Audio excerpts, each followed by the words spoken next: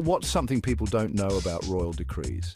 Well, for starters, they can be incredibly bizarre and downright outlandish. Throughout history, monarchs have issued some truly peculiar edicts that leave us scratching our heads today. They can get really, really weird. Imagine living in a time when the whims of a single person could dictate the most unusual aspects of daily life. Picture this. King George IV of Britain was so obsessed with one particular type of fish, he made it illegal to serve him anything else. Yes, you heard that right. This monarch had such a fondness for a specific fish that he couldn't bear the thought of eating anything else.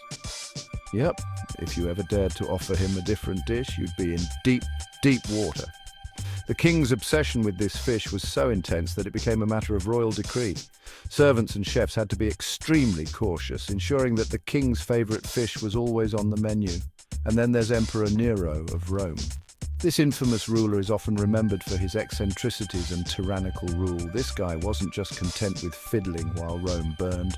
His peculiarities extended far beyond that infamous event. He once declared that no one could mention goats in his presence. Why? Because he thought they were bad luck. Nero's superstitions were well known, and this particular one led to a bizarre royal decree, because he thought they were bad luck.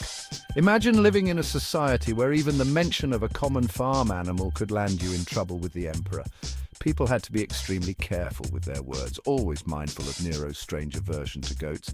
Imagine having to tiptoe around goat talk all the time. But wait, there's more. The lengths to which people had to go to avoid mentioning goats must have been quite the spectacle. In 17th century France, King Louis XIV decided that only he and his court could wear the colour purple. This royal decree was all about asserting his dominance and exclusivity. Anyone else caught sporting the royal hue had to pay a hefty fine. The colour purple, often associated with royalty and nobility, became a symbol of the king's absolute power. Talk about a fashion police. The enforcement of this decree must have been quite the sight, with guards patrolling the streets, ensuring that no one dared to wear the forbidden colour. And don't even get me started on Tsar Peter the Great of Russia. This ruler was determined to modernize his country, and he went to great lengths to achieve his vision. He was so determined to modernize his country, he taxed anyone with a beard. Peter the Great believed that beards were a symbol of old-fashioned customs, and he wanted to bring Russia into the modern age. So, if you were a bearded man in Russia back then, you'd better have deep pockets. The beard tax was a significant burden for many, and it forced people to choose between their facial hair and their finances. These royal decrees might sound ridiculous today, but they give us a glimpse into the quirky minds of history's most powerful rulers. The whims and fancies of these monarchs shaped the lives of their subjects in the most unexpected ways. Who knew being a royal meant you could literally outlaw goats or monopolize a colour?